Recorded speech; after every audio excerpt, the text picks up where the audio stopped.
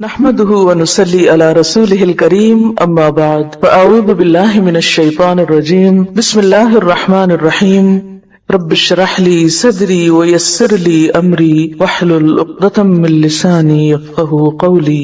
جمعہ بہترین دن۔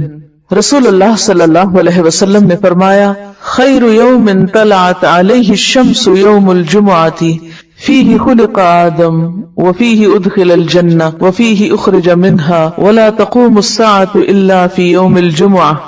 بہترین دن جس پر سورج طلوع ہو کر چمکے جمعہ کا دن ہے۔ اسی دن آدم علیہ السلام پیدا ہوئے، اسی دن جنت میں داخل کیے گئے، اسی دن جنت سے زمین پر اتارے گئے، اور قیامت بھی جمعے کے دن قائم ہوگی۔ جمعہ کی فرضیت، ارشاد باری تعالی ہے یا ایھا الذین آمنوا اذا نودی للصلاۃ من یوم الجمعۃ فسعوا الی ذکر اللہ وذروا البیع ذلکم خیر لکم ان کنتم تعلمون۔ اے اہل ایمان، جب جمعہ کے دن نماز کے لیے آذان دی جائے تو اللہ کے ذکر اور نماز کی طرف دوڑو، اس وقت کاروبار چھوڑ دو، اگر تم سمجھو تو یہ تمہارے حق میں بہت بہتر ہے، یعنی اسی میں تمہارا فائدہ ہے۔ لیکن سمجھنے کی بات ہے نا، کچھ لوگ اس وقتی تجارت میں فائدہ سمجھتے ہیں جو حقیقت میں خسارہ ہے، یعنی اس وقت تجارت کرنا یا اس وقت دنیا کے کام کرتے رہنا اور اللہ کی پکار پر لبیک نہ کہنا۔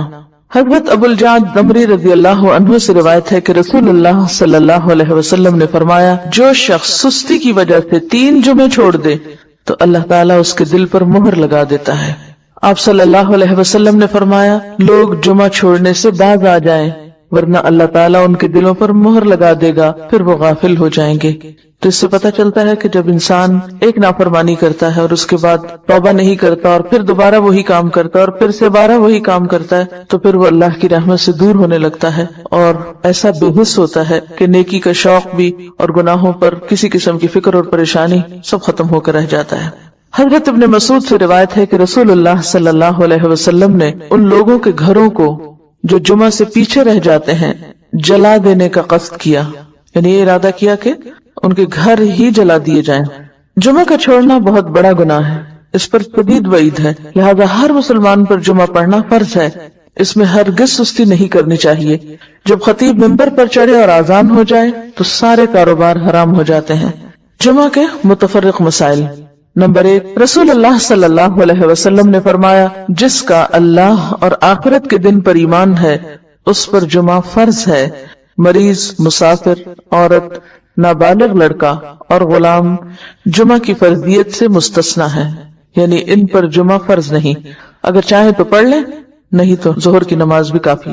نمبر 2، نبی صلی اللہ علیہ وسلم نے فرمایا جو شخص جمعہ کے روز خوب اچھی طرح نہائے اور پا پیادہ یعنی پیدل مسجد میں جائے، امام کے نزدیک ہو کر دل جمی سے خطبہ سنے، یعنی ادھر ادھر غفلت کے ساتھ نہیں بلکہ پوری توجہ کے ساتھ اگلی صفوں میں بیٹھ کر، اور کوئی لغو بات نہ کرے تو اس کو ہر قدم پر 1 برس کے روزوں کا اور اس کی راتوں کے قیام کا ثواب ہوگا، یعنی اتنا فضیلت والا عمل ہے اگر کوئی شخص پوری توجہ اور محبت اور شوق کے ساتھ کرے۔ حضرت سلمان فارسی رضی اللہ عنہ سے روایت ہے کہ رسول اللہ صلی اللہ علیہ وسلم نے فرمایا جو شخص جمعہ کو نہائے اور جس قدر پاکی حاصل ہو سکے کرے، یعنی اپنے جسم کی بھی صفائی، اپنے بالوں کی، ہر چیز کی، پھر تیل یا اپنے گھر سے خوشبو لگائے جو بھی میسر ہو، یعنی تھوڑا اہتمام کے ساتھ نکلے اور مسجد کو جائے، وہاں 2 آدمیوں کے درمیان راستہ نہ بنائے، یعنی لوگوں کی گردنیں نہ پھلانگے یا ان کو پریشان نہ کرے آگے جانے کے لیے، یعنی جہاں جگہ ملے وہیں بیٹھ جائے، پھر اپنے مقدر کی نماز پڑھے، پھر دوران خطبہ خاموش رہے تو اس کے گزشتہ جمعہ سے لے کر اس جمعہ تک کے گناہ بخش دیے جاتے ہیں۔ اب یہاں پر گناہوں کی بخشش کس چیز کے ساتھ منسلک ہے کہ انسان اپنی ذات سے کسی کو تکلیف نہ دے، یعنی صرف اتنا نہیں کہ آپ خود شوق سے چلے ہیں نیکی کرنے، عبادت کرنے، اور اپنے شوق میں دوسروں کے لیے باعث اذیت ہیں، ایسا نہیں ہونا چاہیے۔ رسول اللہ صلی اللہ علیہ وسلم نے فرمایا جو شخص غسل کر کے جمعہ کے لیے آتا ہے اور خطبہ شروع ہونے تک جس قدر ہو سکے نوافل ادا کرتا ہے، پھر خطبہ جمعہ شروع سے لے کر آخر تک خاموشی کے ساتھ سنتا ہے تو اس کے گزشتہ جمعہ سے لے کر اس جمعہ تک اور مزید 3 دن کے گناہ معاف کر دیے جاتے ہیں۔ حضرت عبداللہ بن عباس رضی اللہ عنہ فرماتے ہیں مسجد نبوی کے بعد جو سب سے پہلا جمعہ پڑھا گیا وہ بحرین کے گاؤں جواسا میں عبد القیس کی مسجد میں تھا، اس سے کیا پتہ چلتا ہے کہ جمعہ صرف بڑے شہر میں نہیں بلکہ گاؤں وغیرہ میں بھی پڑھا جا سکتا ہے، یا جہاں بھی لوگوں کی آبادی ہو اکٹھے رہتے ہوں وہاں پر جمعہ پڑھنا چاہیے، یہ جمعے کا اہتمام کیا جانا چاہیے۔ یہاں اس موقع پر میں یہ یاد دہانی آپ کو کرا دوں کہ جن خواتین کے لڑکے ہیں خاص طور پر ان کو، اپنے شوہروں کو، اپنے مرد رشتہ داروں کو یہ احادیث ضرور پڑھوا دیں یا ان کو یاد دہانی کرا دیں، تاکہ وہ اگر جاتے بھی ہیں جمعہ پڑھنے تو شوق سے جایا کریں اور ان آداب کا خیال بھی رکھیں جو رکھنے چاہیے۔ الحمدللہ ہم سب مسلمان ہیں، ہم سب ایمان رکھتے ہیں، مسلمانوں کے گھر میں پیدا ہوئے ہیں، قرآن پڑھتے ہیں، نماز پڑھتے ہیں، ہم سب اپنے آپ کو اچھا مسلمان سمجھتے ہیں، نیک سمجھتے ہیں، چاہے زبان سے کہیں بھی کہ نہیں ہم تو نیک نہیں، لیکن اپنے آپ کو اچھا ہی سمجھتے ہیں۔ لیکن ہمیں دیکھنا یہ ہے کہ اللہ سبحانہ وتعالیٰ قرآن مجید میں جب یا ایھا الذین آمنوا کہہ کے ہمیں پکارتا ہے تو ہمارے دل پہ کیسا لگتا ہے؟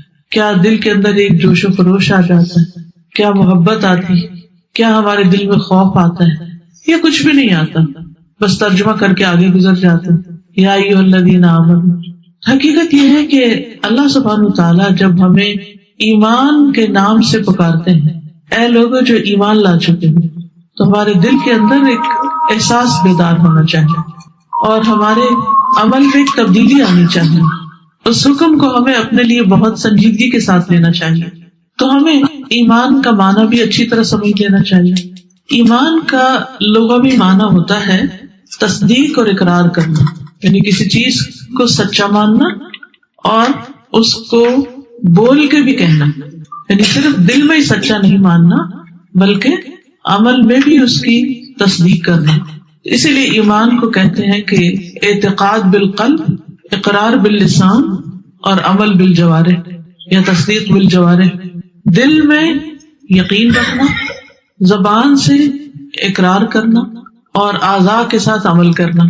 تو ہمارا جو عمل ہے یہ بھی دراصل ہمارے ایمان کا حصہ ہے، اور قرآن مجید میں الذین آمنوا کے ساتھ عموماً وعملوا الصالحات آیا ہے کہ وہ لوگ جو ایمان لائے اور انہوں نے اچھے کام کیے۔ جہاں تک ایمان کا تعلق دل زبان کے علاوہ عمل سے بھی ہے تو اس کی تصدیق ایک حدیث کرتی ہے۔ رسول اللہ صلی اللہ علیہ وسلم نے فرمایا کہ ایمان کی 60 یا 70 سے اوپر کچھ شاخیں ہیں، اس کی سب سے افضل شاخ لا الہ الا اللہ ہے، یعنی یہ زبان سے جو ہم بولتے ہیں، اور سب سے ادنا شاخ یعنی چھوٹی، آپ جیسے ایک درخت ہوتا ہے نا تو اس میں کچھ شاخیں بہت لمبی ہوتی ہیں، اونچی ہوتی ہیں، اور کچھ شاخیں چھوٹی چھوٹی ہوتی ہیں، اور کچھ تو بہت ہی چھوٹی ہوتی ہیں۔ تو سب سے جو لمبی شاخ ہے وہ تو لا الہ الا اللہ، اور جو سب سے چھوٹی شاخ ہے وہ کسی اذیت دینے والی چیز کو راستے سے ہٹانا ہے۔ یہ عمل بھی ایمان کا عمل ہے، یہ بھی ایمان کا حصہ ہے، یہ بھی ایمان کی علامت ہے۔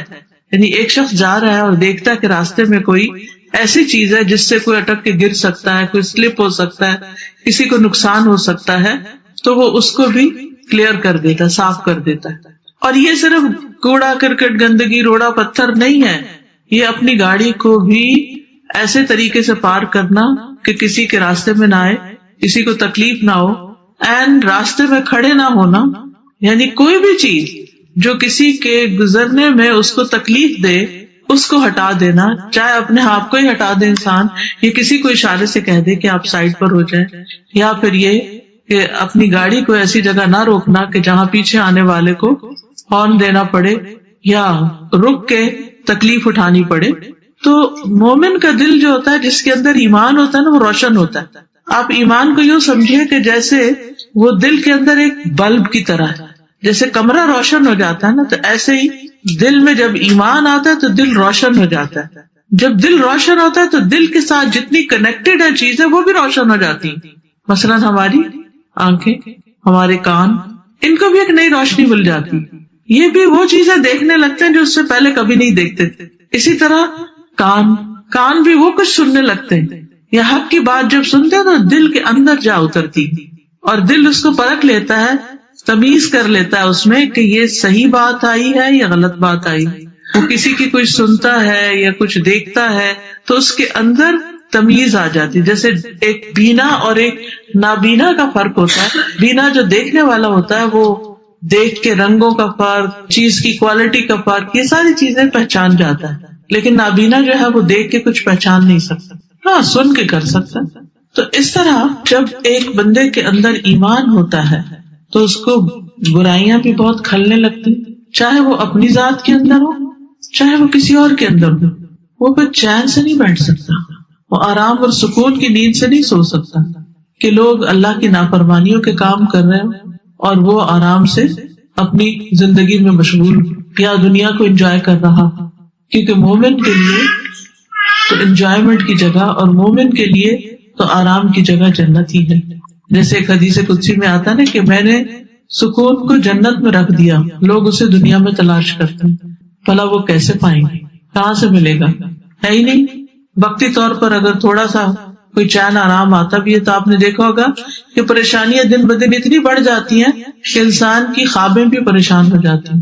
یعنی اول تو نیند نہیں آتی، جن لوگوں کو نیند آ جاتی ہے وہ ایسے خوفناک اور گھبرا دینے والے خواب دیکھتے رہتے ہیں کہ نیند بھی ڈسٹرب رہتی ہے، گویا سوئے ہی نہ ہو. اور جو خواب آ جاتا ہے پھر وہ دن کو بار بار یاد آتا رہتا ہے اور اس کی جو تعبیر ہے وہ سمجھ نہیں آتی، تو وہ ایک پریشانی انسان کے اندر لاحق رہتی.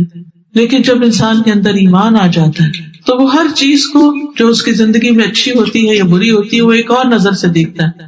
وہ اچھی چیزوں کو اللہ کی نعمت سمجھتا ہے اور اس پر شکر ادا کرنے کی فکر کرنے لگتا ہے کہ میں نے اس کا حق ادا نہیں کیا.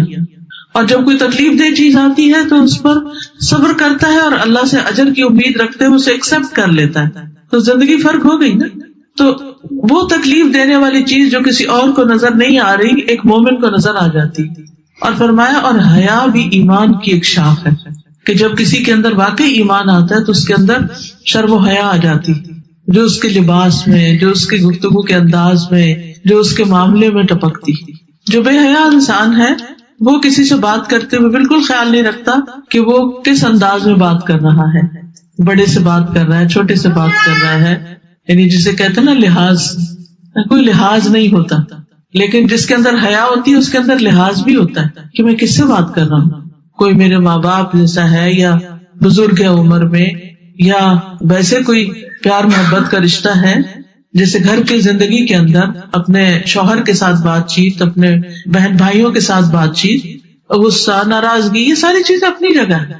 لیکن ان سب کے اظہار میں پھر انسان کے اندر ایک حیا آ جاتی ہے اور انسان کے اندر یہ تبدیلی ایمان کی حرارت لاتی ہے. کیونکہ حرارت جو ہوتی ہے نا کسی بھی چیز کی، وہ اس چیز کو پگھلا دیتی ہے، وہ اس چیز کو ری مولڈ کر دیتی ہے، ری شیپ کر دیتی ہے. پھر انسان پہلے جیسا نہیں رہتا. عمر بن خطاب، ابو بکر رضی اللہ عنہ، یہ سارے ایمان لانے کے بعد نئے انسان بن گئے تھے. ان کی شخصیت بدل گئی تھی، ان کے اندر ایک بہت بڑی تبدیلی آ گئی تھی. ان کے رہن سہن میں، ان کے طور طریقوں میں، ان کے مال خرچ کرنے میں، ان کی پرائرٹیز میں، ہر چیز میں ایک بہت بڑا فرق آ گیا تھا. تو ایمان جو ہے وہ جب دل میں اترتا ہے اور دل کو روشن کر دیتا ہے تو انسان کی پھر زبان پر بھی اثر پڑ جاتا ہے، زبان بدل جاتی ہے، پھر اس کے اعضاء کے اعمال تبدیل ہو جاتے ہیں. اور زبان سے خالی کہہ دینا جو ہے وہ قابل قبول بھی نہیں ہے. یعنی ایمان کا اظہار اقرار اگر کوئی صرف زبان سے کرتا ہے تو اس کو منافقت کہا جاتا ہے، جب دل میں نہ ہو. تو دل میں ایمان کی حرارت کا ہونا بڑا ضروری ہے. قرآن مجید میں آتا ہے یا ایھا الرسول لا يحزنك الذين يسارعون في الكفر من الذين قالوا آمنا بأفواههم ولم تؤمن قلوبهم. اے رسول تجھے وہ لوگ غمگین نہ کریں جو کفر میں دوڑے جاتے ہیں، ان لوگوں میں سے جنہوں نے اپنے منہوں سے کہا ہم ایمان لائے حالانکہ ان کے دل ایمان نہیں لائے. جیسے سورۃ البقرہ کے شروع میں بھی آتا ہے وَمِنَ النَّاسِ مَن يَقُولُ آمَنَّا بِاللَّهِ وَبِالْيَوْمِ الْآخِرِ وَمَا هُمْ بِمُؤْمِنِينَ. اللہ تعالیٰ ان کو مومن ہی نہیں مانتا جو زبان سے کہتے ہیں کہ ہم اللہ کو بھی مانتے ہیں، ہم آخرت کو بھی مانتے ہیں، لیکن ان کا دل پوری طرح ساتھ نہیں دیتے. دل کہیں اور اٹکا ہوا، دل دنیا میں اٹکا ہوا. کیونکہ دل میں اگر ایمان ہوتا ہے تو دل کے اندر پھر اللہ کی محبت ہوتی ہے، اور وہ محبت ہر چیز سے بڑھ کر ہوتی ہے. دنیا کے مال و متاع سے، اپنی اولاد سے، اپنے آرام سکون سے، ہر چیز سے بڑھ کر وہ محبت ہوتی. والذین آمنوا اشد حبا للہ. اب جب محبت آتی ہے نا تو پھر وہ شراکت قبول نہیں کرتی، پھر انسان ہر وقت اسی چیز کے بارے میں سوچتا ہے. اگر آپ کو زندگی میں کبھی کسی بھی انسان سے یا کسی چیز سے محبت ہوئی ہو تو آپ نے دیکھا ہوگا کہ آپ کا سارا دھیان ادھر ہی رہتا ہے. آپ جتنا چاہیں اپنے دماغ سے وہ چیز نکالنے کی کوشش کریں, وہ نہیں نکلتی, پلٹ پلٹ کے وہی آتی ہے دل میں, وہی بات پھر سوچتے ہیں, پھر وہی. اور جتنی زیادہ یہ محبت ہوتی ہے اتنا زیادہ آپ اس چیز کے بارے میں سوچتے ہیں, اور حیران کن حد تک انسان سوچتا ہے کہ یہ میرے ذہن سے یہ خیال جا کیوں نہیں رہا. مثلا بچہ پیدا ہوتا ہے تو ماں کو بچے سے جب محبت ہوتی ہے تو آپ نے دیکھا ہوگا کہ ہر چیز میں کوئی بھی کام کرتے ہوئے وہ سب سے پہلے یہ دیکھتی ہے کہ میرے بچے کا کیا ہوگا, بچہ اس کی پرائرٹی ہو جاتا ہے. تو ایسے ہی جب انسان کو اللہ سے محبت ہوتی ہے تو پھر اللہ سبحانہ وتعالیٰ کی ذات پرائرٹی ہو جاتی ہے کہ اللہ تعالیٰ کیا کہے گا, اللہ سبحانہ وتعالیٰ کی نظر میں کیسا لگوں گا. آج ہی میں نماز کی کلاس لے رہی تھی تو اس میں یہی بات ہو رہی تھی کہ نماز کی شرائط ہے, کچھ 9 شرائط ہیں, اگر ان میں سے ایک شرط بھی پوری نہ ہو تو نماز نہیں ہوتی. جن میں سے ایک شرط مثلاً وقت پر نماز پڑھنا ہے, اگر وقت سے 1 منٹ پہلے بھی نماز پڑھی تو نماز نہیں ہوگی. اگر صرف وقت سے پہلے اللہ اکبر بھی کہہ دیا نا اور بعد میں اذان شروع ہوئی, نماز نہیں ہوگی, وہ نماز دہرانی ہوگی. کبھی ایسا ہوتا ہے نا کہ انسان سمجھتا ہے جیسے شاید اذان ہو رہی ہے اور نماز شروع کر دیتا ہے, اور تھوڑی دیر میں پتہ چلتا ہے کہ بیچ میں ہی اذان شروع ہو جاتی ہے تو انسان کہتا ہے چلو شکر ہے اذان تو شروع ہو گئی. نہیں ہے, نماز نہیں ہوگی اگر آپ نے اللہ اکبر نماز کے باہر کہا, کیونکہ نماز جو ہے وہ قولی اور فعلی عبادت ہے. تکبیر سے تسلیم تک جو کچھ ہے وہ نماز ہے. تو تکبیر تحریمہ جو ہے یہ نماز کا حصہ ہے, اور اگر یہ نماز میں شامل نہیں تو نماز نہیں. اسی طرح سطر جو ہے, سطر یعنی جسم کا پوری طرح ڈھکا ہوا ہونا, چہرے اور ہاتھ کے سوا سب ڈھکا ہوا ہونا, یہ نماز کی شرط میں سے ہے. ٹھیک ہے. اب بہت سے لوگ بعض اوقات ٹائٹ لباس پہنا ہوتا ہے, بعض اوقات پوری طرح کندھے ڈھکے نہیں ہوتے. آپ کو یہ معلوم ہوگا کہ مردوں کے لیے بھی نماز میں کندھے ڈھکنا ضروری ہے. جیسے احرام وغیرہ پہنتے ہیں نا تو ایک دفعہ کندھا ننگا آدھا رکھتے ہیں, ایک کندھا ننگا رکھتے ہیں بس. تو اب اگر نماز کا وقت آ گیا تو احرام کھول کے کندھوں پہ لپیٹنا ہوگا. اگر ایک کندھا بھی ننگا ہے تو نماز نہیں ہوگی. اسی طرح نیت نماز کی شرائط میں سے, اسی طرح طہارت نماز کی شرائط میں سے, کپڑے, جسم, لباس اور جگہ کا پاک ہونا نماز کی شرائط میں سے. اگر وہ جگہ کو ناپاک ہے تو نماز نہیں ہوگی.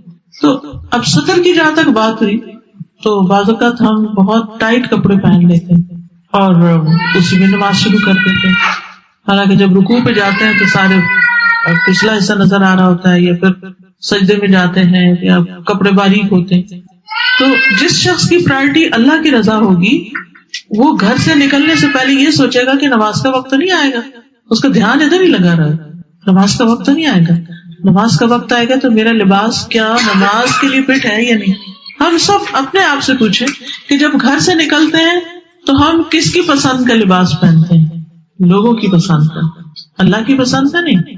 چاہے نماز آ رہی ہو بیچ میں پھر بھی فکر نہیں کرتے کہ نماز کیسے پڑھیں گے, پھر باریک دوپٹے سے بھی پڑھ لیتے ہیں, بال ننگے ہو رہے ہو تب بھی پڑھ لیتے ہیں, حالانکہ بال ننگے ہو رہے نماز نہیں ہوتی, بازو ننگے ہو رہے نماز پڑھنے, ٹخنے ننگے ہو رہے نماز پڑھنے. ایکسرسائز ہے بس, نماز قبول نہیں ہوتی, حساب ہوگا. یہ ایسے ہی جیسے نماز پڑھی نا, کتنے ہی لوگ ہیں جن کی نمازیں ان کے منہ میں واپس مار دی جاتی ہیں, قبول نہیں ہوتی کیونکہ شرائط پوری نہیں کی. تو ایک تو بہت ضروری ہے کہ انسان سیکھے, باقاعدہ اس کو سیکھے. یعنی نماز فرض ہے نا, تو نماز پڑھنے کا طریقہ سیکھنا بھی فرض ہے. یہ اس علم میں سے ہے جو فرائض میں سے ہے. کہتے ہیں نا ہر مسلمان پر علم حاصل کرنا فرض ہے, طلب العلم فریضۃ علی کل مسلم. تو کون سا علم ہے؟ وہ یہ علم ہے کہ جس سے ہم اپنے فرائض کو ادا کر سکیں, تو اس کا جاننا بہت ضروری ہے. تو بہرحال ہم بعض اوقات جانتے نہیں اور بعض اوقات جانتے بھی ہوتے ہیں تو غفلت سے کام لیتے ہیں. قرآن مجید میں آتا ہے فویل للمصلین الذین هم عن صلاتهم ساہون. ہلاکت ہے ان نمازیوں کے لیے, نمازیوں کے لیے ہلاکت. کون؟ جو اپنی نمازوں سے غافل ہے. غافل کون ہے؟ یا تو وقت کے بارے میں یعنی دیر کر کے پڑھی. امام ابن القیم کہتے ہیں کہ جو منافق ہوتا ہے نا اس کی نماز دکھاوے کی نماز ہوتی ہے, اس کی نماز جلدی کی نماز ہوتی ہے, اس کی نماز میں اللہ کو یاد نہیں وہ کرتا. تو یہ جو منافق والی نماز ہوتی ہے نا، یہ ساہون ہوتی.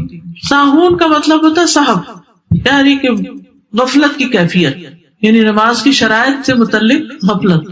اب جب ہم نے لباس اللہ کی مرضی کا نہیں پہنا، لوگوں کی مرضی کا پہنا، تو کس کو راضی کیا؟ اللہ کو نہیں. لیکن جس کے دل میں ایمان کی حرارت ہوگی، اس کے دل میں بلب روشن ہے، اس کو نظر آ رہا ہے، اس کو اپنی چوائس میں نظر آ رہی ہے، اس کو فکر ہو رہی ہے کہ یہ لباس تو نماز کے لیے ٹھیک نہیں. اب جیسے آپ دیکھیے کہ اب بہت رواج ہو گیا نا پاجامہ پہننے کا. تو اب جب پاجامہ پہنتے ہیں تو عموماً پاجامہ ٹخنوں سے اوپر ہوتا ہے. ٹخنے اگر عورت کے ننگے ہیں تو نماز نہیں ہوگی، اگر مرد کے ڈھکے ہوئے تو نماز نہیں ہوگی، وائس ورسا. ہم سب کو سوچنا یہ چاہیے کہ ہم کس کے لیے جی رہے ہیں. اگر اللہ کے لیے جی رہے ہیں تو اللہ کی پسند کے کام کرنے ہوں گے، اور اگر اللہ کی پسند کے کام نہیں تو پھر یہ ایمان کا دعویٰ جھوٹا ہے. اگر ہم کہتے ہیں ہم نے اللہ کو رب مان لیا اور اسی سے ہم ڈرتے ہیں، کیونکہ اللہ پر ایمان کا مطلب ہی کیا ہے؟ اللہ کی ذات پر ایمان، اللہ کی صفات پر ایمان، اس کے ناموں پر ایمان، اس کے الہ ہونے پر ایمان، اس کے رب ہونے پر ایمان، اس کی الوہیت اور اس کی ربوبیت پر ایمان. تو جب اللہ کو معبود مان ہی لیا کہ وہی ہمارا معبود ہے، تو پھر سارے کام اسی کے پسند کے کرنے ہوں گے.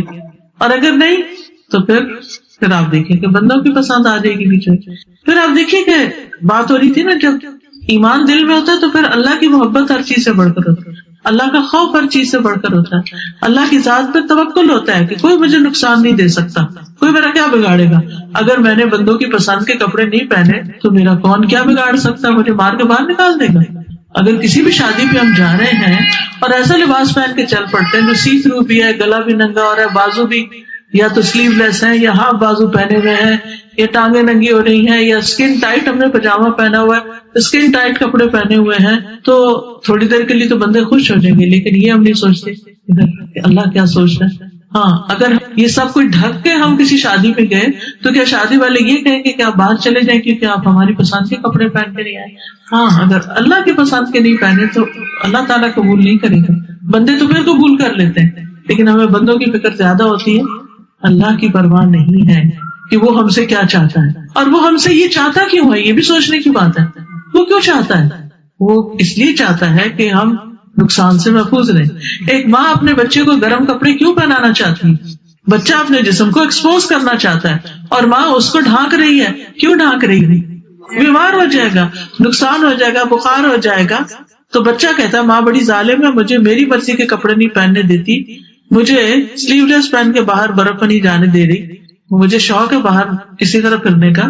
تو نہیں، ماں اس کو، بچہ روئے بھی تو پھر بھی پہنا دے گی. ہم سب کرتے ہیں. کچھ بچے جرابیں نہیں پہننا چاہتے، کچھ بچے جرسی نہیں پہنتے اسکول جاتے ہوئے، نہیں اپنی مرضی کرنا چاہتے ہیں. لیکن اگر اسکول میں یونیفارم اگر ہے جس میں، تو آپ دیکھیے اتنے پرائیویٹ اسکول میں اتنا پیسہ دے کے بچے کو بھیجتے ہیں، اور وہ اتنا یونیفارم ساری کی پابندی کرنی ہوتی ہے، اگر نہیں پہنے گا تو نکال دیں گے، کیونکہ ان کا ایک ڈسپلن ہے. تو ہمارے دین کا بھی ایک ڈسپلن ہے. جب دنیا کی بات آتی ہے تو ہم ہر ڈسپلن فالو کرنا چاہتے ہیں، ہر ویدر کے مطابق کپڑا پہننا چاہتے ہیں. جب دین کی بات آتی ہے تو ہمیں ڈسپلن بھول جاتا ہے، ہمیں اللہ کی مرضی بھول جاتی، ہم پھر اپنی مرضی پہ چلنا چاہتے ہیں. تو ہم کہاں کھڑے ہیں؟ ہمیں سوچنا چاہیے کہ ایمان ٹمٹما رہا ہے، یا ایمان ذرا روشن ہے، یا ایمان کی حرارت ہے اندر. اچھا، ایمان کی حرارت جو ہوتی ہے نا، وہ شیطان کے وسوسوں کو جلا کے رکھ دیتی. شیطان نہ تیر پھینکتا رہتا ہے ہماری طرف، چاہے ہم نماز میں ہوں چاہے ہم نماز کے علاوہ ہوں، تو وہ کیا کرتا ہے؟ خیالات پھینکتا ہے ہمارے اندر، خیالات ڈالتا ہے. جس دل کے اندر ایمان کی حرارت ہوتی ہے وہاں اس کا تیر جا کے جل جاتا ہے، وہ اس سے آگے نہیں جاتا، نہ اس کی زبان پہ آتا ہے نہ اس کے عمل میں آتا ہے. اور جہاں ایمان کی حرارت نہیں ہوتی وہاں وہ گرو کرنے لگتا ہے، بڑا ہونے لگتا ہے، نقصان دینے لگتا ہے، آکاش بیل کی طرح. تو اعضاء سے ایمان کا اظہار جو ہے وہ نماز کے ذریعے ہوتا ہے. اسی لیے قرآن مجید میں اللہ سبحانہ وتعالیٰ نماز کو ایمان کہتے ہیں. سورۃ البقرہ میں آتا ہے وَمَا كَانَ اللَّهُ لِيُضِيعَ إِيمَانَكُمْ، اللہ ایسا نہیں کہ تمہارے ایمان ضائع کر دے، یعنی تمہاری وہ نمازیں جو تم نے بیت المقدس کی طرف منہ کر کے ادا کی تھی وہ اللہ نے قبول کر لی، وہ ضائع نہیں کی. کیونکہ جب قبلہ تبدیل ہوا تو لوگوں کو فکر ہوئی کہ جو لوگ اس سے پہلے ہی فوت ہو گئے، قبلہ ابھی پراپر فالو نہیں کیا تھا، تو ان کا کیا ہوگا؟ ان کی تو نمازیں گئی. کیونکہ آپ یاد رکھیے یہ بھی ایک مسئلہ کہ قبلے کو فالو کرنا نماز کی شرائط میں سے ہے. اگر قبلے کی طرف منہ نہیں کیا تو نماز نہیں ہوتی.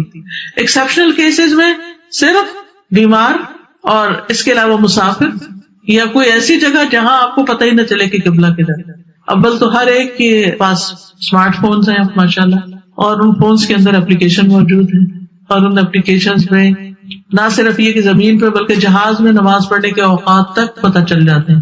ابھی مجھے کسی نے لنک بھیجا جس میں جہاز میں نماز کے اوقات, آج مجھ سے کسی نے سوال کیا تھا کہ نماز کے اوقات جہاز میں کیسے پتہ کریں.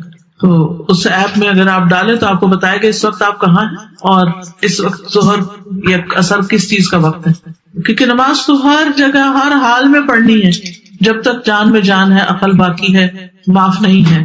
تو اگر کسی نے غفلت یا کوتاہی کی وجہ سے قبلے کا رخ نہیں دیکھا, اس کو فالو نہیں کیا اور بعد میں اس کو پتہ چلا تو اس کو نماز دہرانی ہوگی, وہ نماز نہیں ہوگی کیونکہ قبلے کی طرف نہیں. ارے بعض لوگ صرف اندازے سے ہی پڑھتے رہتے ہیں. بعض اوقات یہاں تک, کیونکہ میں بہت سفر کرتی رہتی ہوں, مختلف جگہوں پہ جاتی رہتی ہوں, یہاں تک میرے ساتھ ہوا کہ میں کسی کے گھر میں گئی, میں نے ان سے کہا قبلہ کس طرف, انہوں نے کہا اس طرف. تو میں پھر بھی نا تھوڑا تسلی سے چیک کرتی ہوں, اور وہاں جب میں نے چیک کیا تو قبلہ فرق تھا. تو اس سے پھر میں جہاں جاتی ہوں میری کوشش ہوتی ہے کہ میں چیک کر لوں تاکہ ایسا نہ ہو کہ نماز ہی نہ ہو. تو اگر تو وقت کے اندر ہی پتہ چل گیا تو نماز دوبارہ پڑھنی ہوگی. اسی طرح اگر کسی نے بھول چوک کے غلط پڑھ لیا, کئی دفعہ ایسا ہوتا ہے نا کہ آپ کسی نئی جگہ کسی کے گھر جاتے ہیں تو وہ آپ کو جانماز بچھا دیتے ہیں اور وہ ہلکا ہلکا اندھیرا تو اسے پتہ نہیں چلا, وہ جس رخ کو ہم فالو کرتے ہیں آگے محراب سے بنی ہوتی ہے وہ دوسری طرف ڈال کے چلا گیا اور آپ نے الٹی سائڈ نماز پڑھ. پھر وہ آپ کہتے او ہو سوری یہ تو جانماز غلط تھی, اب میں صحیح کرتا ہوں. تو اگر نماز کا وقت باقی ہے تو نماز دوبارہ ہو, اگر گزر گیا تو اللہ معاف کرنے والا, کیونکہ آپ نے جان بوجھ کے ایسی غلطی نہیں کی. اچھا, بعض لوگ یہ ہے کہ کار میں بیٹھ کے نماز شروع کر دیں, جبکہ قیام جو ہے وہ نماز کے لیے شرط ہے, یعنی قوموا للہ قانتین ہے قرآن کا حکم. تو نماز بھی ایمان ہے. اچھا, اسی طرح یہ بھی یاد رکھیے کہ ایمان گھٹتا بڑھتا بھی ہے. جیسے یہ پودے ہیں نا, تو خزاں کا موسم ہو تو پودے جڑنے لگتے ہیں, گروتھ رک جاتی ہے, اور بہار آتی ہے تو پودے بڑھ جاتے ہیں, کھل جاتے ہیں, گرین ہو جاتے ہیں, پھول آنے لگتے ہیں, پھل آنے لگتے ہیں, سبزیاں اگنے لگتی ہیں, کھیت بھر جاتے ہیں. سبحان اللہ, موسم کے فرق سے وہی زمین, وہی پانی, وہی پودا, وہی ہر چیز کہاں سے کہاں پہنچ گئی. تو اس لیے ایمان جو ہے وہ گھٹتا بھی ہے بڑھتا بھی ہے. کہاں بڑھتا ہے کہاں گھٹتا ہے؟ اگر ایسی جگہ جائیں جہاں اللہ کی اطاعت کے کام ہو وہاں تو بڑھتا ہے, اور اگر ایسی جگہ جائیں جہاں اللہ کی نافرمانی کے کام ہو تو وہاں گھٹتا ہے. پھر اسی طرح اللہ کی فرما برداری کی جگہوں پر بھی جا کر بعض لوگوں کی توجہ نہیں ہوتی, دلچسپی نہیں ہوتی, ان کا بھی نہیں بڑھتا. جیسے منافقین تھے, وہ نبی صلی اللہ علیہ وسلم کی مجلسوں میں آتے تھے, قرآن سنتے تھے, لیکن دھیان ان کا کہیں اور ہی ہوتا تھا. وہ محبت کی بات ہے نا, دل نہیں ساتھ تھے نا, تو دل کہیں اور ہی اٹکا ہوا ہوتا تھا. تو وہ ساری سورت سن کے بھی کہتے تھے کہ یہ ماذا قال آنفا, یہ بھی کیا کہا انہوں نے, سمجھ ہی نہیں آئی, لیکن توجہ ہی نہیں تھی, سمجھ کیا آتی. دوسرے, وَإِذَا مَا أُنزِلَتْ سُورَةٌ فَمِنْهُمْ مَن يَقُولُ أَيُّكُمْ زَادَتْهُ هَٰذِهِ إِيمَانًا. جب کوئی سورت نازل کی جاتی ہے تو ان میں سے کچھ ایسے لوگ ہوتے ہیں جو کہتے ہیں اس نے تم میں سے کس کو ایمان میں زیادہ کیا ہے. بس جو لوگ ایمان لائے ان کو تو اس نے ایمان میں زیادہ کر دیا, اور وہ بہت خوش ہوتے ہیں. جو قرآن کا جتنا حصہ سنتے ہیں خوش ہوتے ہیں. رہے وہ لوگ جن کے دلوں میں بیماری ہے تو اس صورت نے ان کو ان کی گندگی کے ساتھ اور گندگی میں زیادہ کر دیا. یعنی یہی قرآن ان کے لیے اور بھٹکنے کا ذریعہ بن جاتا ہے, اور وہ اس حال میں مرے کہ وہ کافر. تو یاد رکھیے, ہر قرآن پڑھنے والے کا بھی ایمان نہیں پڑھتا. کچھ لوگ قرآن پڑھ کر نکھر جاتے ہیں, ایمان ان کا زیادہ ہو جاتا ہے اور ان کے عمل تبدیل ہو جاتے ہیں, اور کچھ لوگ قرآن پڑھ کر بھٹک بھی جاتے ہیں. اور جب نیت نہیں ہوتی اور شیطان ساتھ ہوتا ہے تو پھر شیطان اس میں طرح طرح کی باتیں سجانے لگتا ہے انسان کو, اور اس سے پناہ مانگنی چاہیے کہ اللہ تعالیٰ ہمیں اس سے محفوظ رکھے, اور قرآن پڑھ کر واقعی ہم ایسے ہوں جیسے اللہ تعالیٰ چاہتا ہے کہ ہم بنے. ہاں, ایمان والوں کا ضرور ایمان بڑھتا ہے. سورۃ الفتح 4 میں آتا ہے, اللہ تعالیٰ فرماتے ہیں هو الذی انزل السکینۃ فی قلوب المؤمنین لیزدادوا ایمانا مع ایمانہم. وہی ہے جس نے ایمان والوں کے دلوں میں سکینت نازل فرمائی تاکہ وہ اپنے ایمان کے ساتھ ایمان میں زیادہ ہو جائیں. اور آسمانوں اور زمین کے لشکر اللہ ہی کے ہیں، اور اللہ ہمیشہ سے سب کچھ جاننے والا کمال حکمت والا ہے۔ تو اس سے پتہ چلتا ہے کہ قرآن ایمان بڑھانے کا ذریعہ بنتا ہے۔ تو ہم میں سے ہر ایک کو قرآن مجید کی تعلیم حاصل کرنی چاہیے، اور اس کو انڈیویجولی بھی اس طرح پڑھنا چاہیے کہ اپنا ایمان بڑھے۔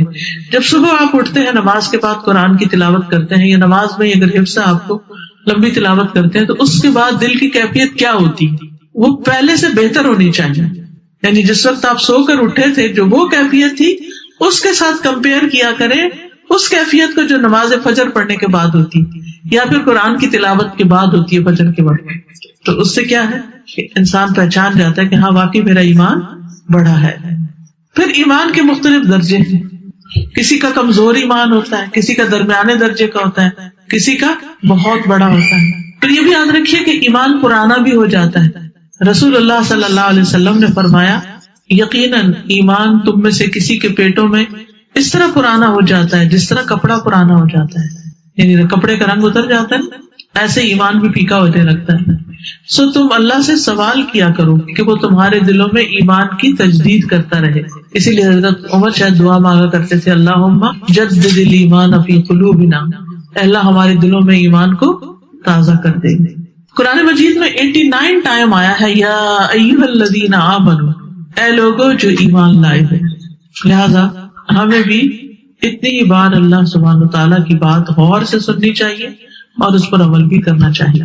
تو اب یہ ہے کہ ایمان کی جو حیثیت ہے ہمارے دین میں، اس کے بارے میں حدیث میں آتا ہے کہ افضل عمل اللہ پر ایمان ہے، اور پھر اللہ کے راستے میں جہاد کرنا۔ لیکن اللہ سبحانہ تعالیٰ ایمان اس کو عطا کرتا ہے جس کو اللہ پسند کرتا ہے۔ سبحان اللہ۔ حدیث میں آتا ہے یقیناً اللہ نے تمہارے درمیان اخلاق کو اسی طرح تقسیم کیا جیسے تمہارا رزق۔ کچھ لوگ بہت با اخلاق ہوتے ہیں، بہت اسمائلنگ، کیئرنگ، ہر ایک سے اچھی طرح پیش آنے والے، اپنا ہو غیر ہو، جاننے والا ہو انجان ہو، سب کے لیے اچھے ہیں۔ اور کچھ لوگ اپنوں کے ساتھ بھی بنا کے نہیں رکھتے، اپنوں کو بھی دشمن بنا لیتے ہیں، کچھ دشمنوں کو دوست بنا لیتے ہیں اور کچھ دوستوں کو دشمن بنا لیتے ہیں۔ تو یہ اخلاق کے فرق کی وجہ سے ہوتا ہے۔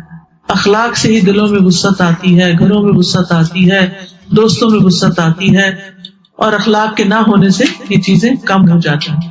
فرمایا جس طرح تمہارا رزق تقسیم کیا اسی طرح اخلاق بھی، اور اللہ جسے پسند کرتا ہے اسے بھی دنیا دیتا ہے اور جسے ناپسند کرتا ہے اسے بھی دیتا ہے، لیکن ایمان صرف اس کو دیتا ہے جس کو وہ پسند کرتا ہے۔ اسی لیے انک لا تہدی من احببت، جتنا بھی چاہو کسی کو آپ قائل نہیں کر سکتے۔ ہو سکتا ہے آپ کا واسطہ کبھی مختلف نان مسلمس کے ساتھ ہوا، وہ ساری باتیں مانتے ہیں، جب آپ ان سے کہتے ہیں لا الہ الا اللہ پڑھ تو نہیں مانتے۔ تو وہ اللہ ہی کی توفیق سے کوئی مسلمان ہوتا ہے، ہم کسی کو ہدایت نہیں دیتے، اللہ سبحانہ وتعالیٰ ہی ہدایت دیتا ہے۔ پھر ایمان کے سلسلے میں یاد رکھیے کہ مومن اور غیر مومن برابر نہیں ہوتے اللہ کے نگاہ میں۔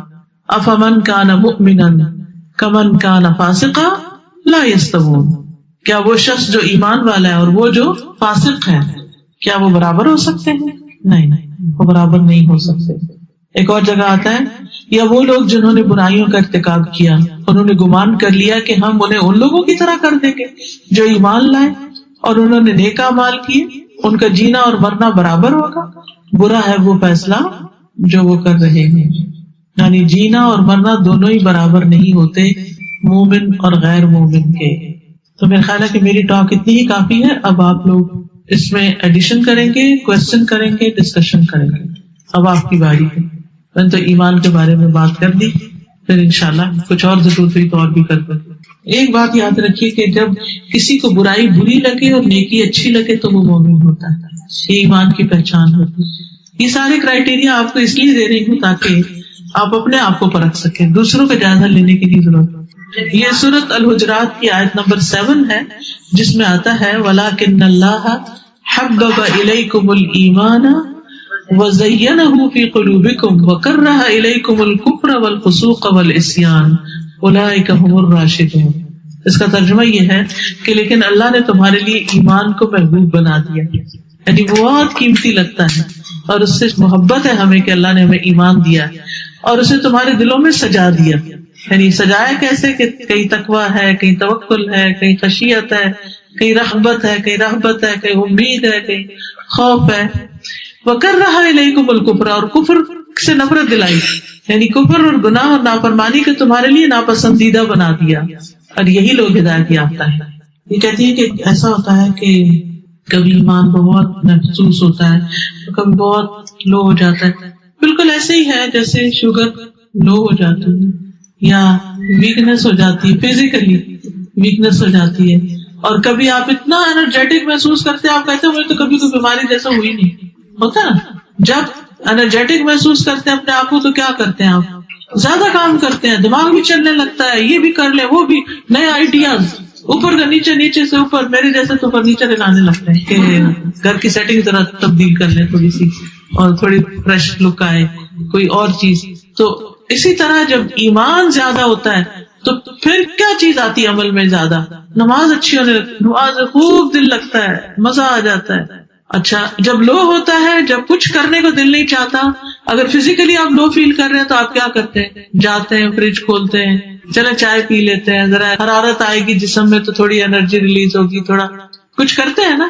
کیا آپ سو جاتے ہیں؟ جا کے سو نہیں سکتے کیونکہ کام کرنا ہے نا، اب سونے کا تو ٹائم ہی نہیں ہے، کچھ کرنا ہے تو پھر کچھ کھا لیتے ہیں تاکہ طاقت آ جائے۔ اسی طرح جب آپ کا نمازوں کو دل نہ چاہے، جب آپ کا اچھے کام نہیں دل کرے کرنے کو، آپ کو پتہ چل رہا ہے کہ ایمان لو ہو رہا ہے، تو جائیں کسی ایسی مجلس میں کہ جہاں پر اکٹھے بیٹھ کر کچھ لمحوں کے لیے ایمان لے آئے۔ جیسے صحابہ کہتے تھے آؤ کچھ دیر کے لیے ایمان لے آئے، تو دوسرے نے کہا کہ وہ مومن نہیں، انہوں نے کہا نہیں، آپ کے پاس شکایت لے گئے۔ آپ نے فرمایا اصل میں یہ کہتا ہے کہ ہم مل بیٹھ کے اللہ کو یاد کریں، تو اکٹھے بیٹھ کے جب اللہ کو یاد کرتے ہیں تو اس سے ایمان بڑھتا ہے، اس سے ایمان کو ترقی نصیب ہوتی۔ تو اس لیے بہت ضروری ہے کہ ایسی مجلسوں میں حاضر ہوتے رہیں۔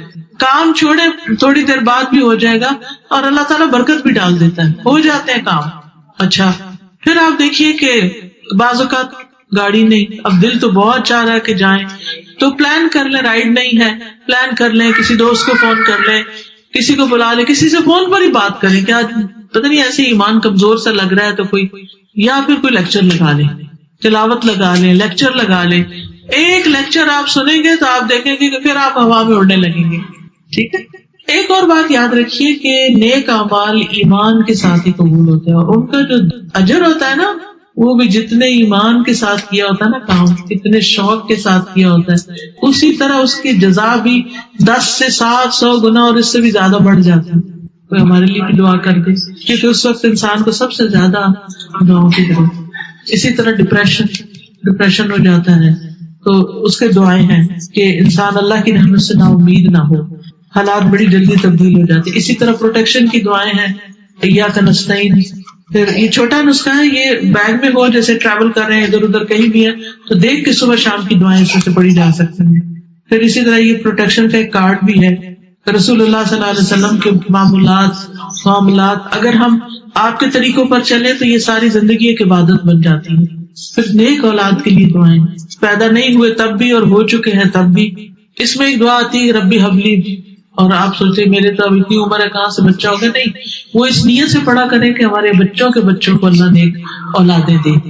جی، استخارہ کب، کیوں اور کیسے، یہ بھی بڑا ضروری ہے کیونکہ ہر وقت ہمارے سوال ہوتے ہیں۔ اور اب تو یہ ہو رہا ہے کہ ہم نے تو بھائی استخارہ کر کے دعا پڑھ کے شادی کی تھی تو کامیاب نہیں ہوئی، تو بات یہ کہ ہم نے کیا اس کی شرائط پوری کی تھی جو استخارے کی ہوتی؟ عام طور پہ ہم استخارہ تو پڑھ رہے ہوتے ہیں لیکن اس کی شرائط نہیں پوری کرتے۔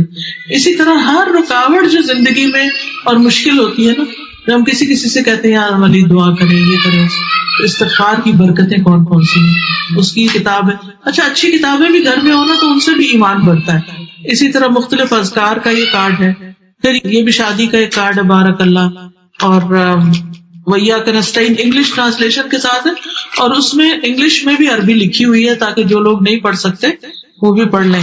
پھر مسنون دعائیں ہیں، پھر تسبیحات کا کارڈ ہے، پھر الحمدللہ اللہ کا شکر ادا کرنے کا تاکہ نعمتیں قائم رہیں۔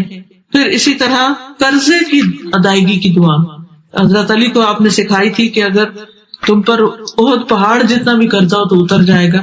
تو اس طرح کی یہ کچھ اچھی کتابیں اور یہ کارڈز وغیرہ ہیں، تو یہ بھی ایمان میں اضافہ کرتے ہیں۔ اللہ کا ذکر، قرآن کی تلاوت، اور وہ مصنون دعائیں جو نبی صلی اللہ علیہ وسلم نے پڑھی وہ بھی انسان کے ایمان میں اضافہ کرتی ہے. اس سے مطلب یہ ہے کہ جو لٹکا ہوا نہ ہو کپڑا، جو شرٹ پینٹ وغیرہ. نحمده ونصلي على رسوله الكريم اما بعد فاعوذ بالله من الشيطان الرجيم بسم الله الرحمن الرحيم رب اشرح لي صدري ويسر لي امري واحلل عقدة من لساني يفقهوا قولي. جیسا کہ آپ سب جانتے ہیں کہ نیا سال شروع ہو چکا ہے محرم الحرام کے مہینے سے. محرم اللہ کا مہینہ ہے، ہجری سال کا پہلا مہینہ، اور یہ حرمت والے مہینوں میں سے سب سے آخری مہینہ ہے. یعنی 3 جو پے در پے مہینے ہیں ان میں سے آخری مہینہ ہے. اور وہ پے در پے مہینے ذوالقعدہ، ذوالحجہ اور محرم ہیں، اور رجب الگ سے ہے. مہینوں کی گنتی کے بارے میں سورۃ التوبہ میں اللہ سبحانہ وتعالیٰ ارشاد فرماتے ہیں، بے شک مہینوں کی گنتی اللہ کے نزدیک اللہ کی کتاب میں 12 مہینے ہیں. جس دن اس نے آسمان اور زمین کو پیدا کیا، یعنی اس دن سے اللہ نے 12 مہینے بنائے. منہا اربعۃ حرم، ان میں سے 4 حرمت والے ہیں، اور ان مہینوں میں خاص طور پر اپنی جانوں پر ظلم نہ کرو، اس کا حکم دیا گیا. صحیح بخاری میں بھی آتا ہے، ابو بکرہ کی روایت ہے کہ نبی صلی اللہ علیہ وسلم نے فرمایا، زمانہ گھومتا ہوا اپنی اصلی حالت پر آ گیا ہے جس دن اللہ نے آسمانوں اور زمینوں کو پیدا کیا تھا. کیونکہ عربوں نے مہینوں کی گنتی میں بہت کچھ تبدیلیاں کر دی تھی. کبھی کسی سال میں مہینہ بڑھا دیا، کبھی گھٹا دیا، تو وقت اپنی اصل پہ نہیں رہا تھا. لیکن جس سال نبی صلی اللہ علیہ وسلم نے حج کیا، اس موقع پر یہ فرمایا کہ یہ حج اپنے اصلی صحیح وقت پر اور صحیح تاریخ کے مطابق ہوا ہے. فرمایا، زمانہ گھومتا ہوا اپنی اصلی حالت پر آ گیا ہے جس دن اللہ نے آسمانوں اور زمینوں کو پیدا کیا تھا. سال 12 مہینوں کا ہے، جن میں 4 مہینے حرمت والے ہیں. 3 تو مسلسل ہیں، یعنی ذوالقعدہ، ذوالحجہ اور محرم، اور ایک رجب مضر جو جمادہ اور شعبان کے درمیان میں ہے. تو یہ 4 مہینے جو ہیں یہ حرمت والے ہیں، اور ان کی حرمت میں سب سے اہم چیز یہ ہے کہ انسان حرام کاموں سے بچے. ویسے تو انسان کو پوری زندگی ہی غلط کاموں سے بچنا چاہیے، لیکن اللہ سبحانہ وتعالیٰ نے ہماری یاد دہانی کے لیے، ہمیں شوق دلانے کے لیے بعض مہینوں کو بعض پر فضیلت بخشی ہے، اور پھر ان میں خاص کام کرنے کو کہا ہے. جیسے رمضان میں روزے رکھنے کا حکم ہے، ذوالحجہ میں حج کرنے کا حکم ہے. عربوں کے ہاں رجب میں زیادہ تر عمرہ کیا کرتے تھے، لیکن کوئی خاص اس کی ایسی فضیلت تو نہیں ہے. اسی طرح یہ جو 4 حرمت والے مہینے ہیں، ان کا جو خاص حکم ہے وہ یہ کہ ان میں اپنی جانوں پر ظلم نہ کرو. اپنی جان پہ ظلم کرنا 2 طرح سے ہوتا ہے. ایک تو یہ کہ انسان گناہ کے کام کرے. جن مہینوں میں نیک کام کرنے کا ثواب بڑھ جاتا ہے، ان مہینوں میں گناہ کرنے کی سزا بھی زیادہ ہوتی ہے اور اس کی ممانعت بھی زیادہ ہوتی ہے. تو بطور خاص، کیونکہ اگر سال کے یہ 4 مہینے انسان اچھی طرح پریکٹس کرے تو پھر باقی مہینوں میں بھی اللہ کی حرمتوں کو پامال نہیں کرے گا. اور دوسرا یہ کہ انسان کسی دوسرے پر بھی ظلم نہ کرے، کیونکہ جب انسان دوسرے پر ظلم کرتا ہے تو وہ دراصل اپنے اوپر کرتا ہے. جیسا کہ انسان دوسرے کے ساتھ احسان کرتا ہے تو وہ دراصل اپنے اوپر کرتا ہے. قرآن مجید میں آتا ہے، ان احسنتم احسنتم لانفسکم، اگر تم نے نیکی کی، احسان کیا تو اپنی جان پر کیا. یعنی بظاہر ایسا لگتا ہے کہ جیسے انسان دوسرے کو فیور دے رہا ہے، لیکن حقیقت میں وہ اس کے اپنے لیے ہی بہتر ہوتا ہے. محرم کو اللہ کا مہینہ قرار دیا گیا ہے. یہ اس مہینے کے فضائل میں سے ہے.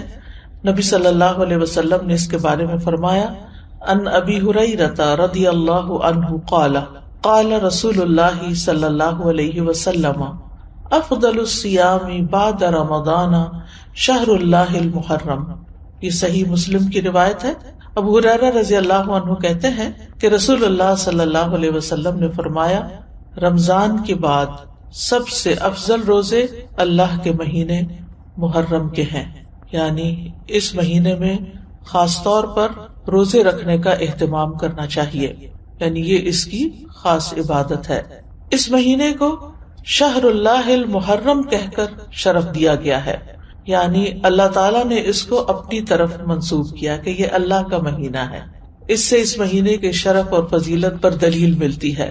اللہ سبحانہ وتعالیٰ اپنی خاص خاص مخلوقات کو اپنی طرف، جیسے اللہ سبحانہ وتعالیٰ نے محمد صلی اللہ علیہ وسلم کو، ابراہیم علیہ السلام کو، اسحاق علیہ السلام کو، یعقوب علیہ السلام کو اور دیگر انبیاء کو اپنی عبودیت کی طرف منسوب کیا ہے کہ اللہ کے بندے ہیں، ان کو اپنا بندہ قرار دیا ہے. اسی طرح خانہ کعبہ کو اللہ تعالیٰ نے بیت اللہ کہا ہے، اللہ کا گھر. اسی طرح قوم سمود کی اونٹنی کو اللہ تعالیٰ نے ناقۃ اللہ کہا، اللہ کی اونٹنی. تو جس چیز کو اللہ تعالیٰ اپنی طرف منسوب کرے وہ اس کی خاص عزت اور تشریف کی وجہ سے ہوتا ہے، یعنی اس کی خاص امپورٹنس کی وجہ سے ہوتا ہے. اگرچہ حرمت والے مہینے 4 ہیں، لیکن ان چاروں میں سے پھر افضل جو ہے وہ محرم ہے. حسن بصری رحمت اللہ علیہ کہتے ہیں کہ حرمت کے مہینوں میں سے بھی سب سے افضل مہینہ محرم کا ہے.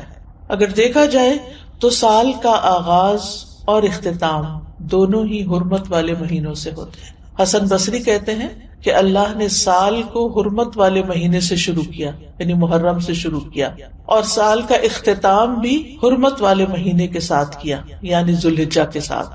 اور پھر اللہ کے نزدیک ہجری سال میں رمضان کے بعد محرم سے زیادہ اور کوئی مہینہ عظمت والا نہیں. تو اس سے آپ اندازہ لگا سکتے ہیں کہ اس مہینے کی کتنی فضیلت ہے. اور محرم میں سے بھی پہلے 10 دن زیادہ فضیلت کے ہیں. سلف صالحین 3 اشروں کی تعظیم کیا کرتے تھے. ابو عثمان نہدی رحمہ اللہ کہتے ہیں کہ سلف صالحین 3 اشروں کی تعظیم کرتے تھے: رمضان کے آخری 10 دن، ذوالحجہ کے پہلے 10 دن اور ماہ محرم کے پہلے 10 دن. یعنی یہ 3 جیسے دھاکے جن کو کہتے ہیں، یعنی 10 دن پر مشتمل دن، یہ باقی دنوں کی نسبت زیادہ اہمیت کے حامل ہیں. حرمت والے مہینوں میں خاص طور پر ظلم کی ممانعت ہے. اللہ سبحانہ تعالیٰ نے ان مہینوں میں جان پر ظلم کرنے سے منع کیا. فرمایا فَلَا تَظْلِمُوا فِيهِنَّ أَنفُسَكُمْ. لہذا ان مہینوں میں خاص طور پر اس چیز کا اہتمام کرنا ضروری ہے، یعنی حرمت والے مہینوں میں ظلم کی سنگینی کا ذکر ہے.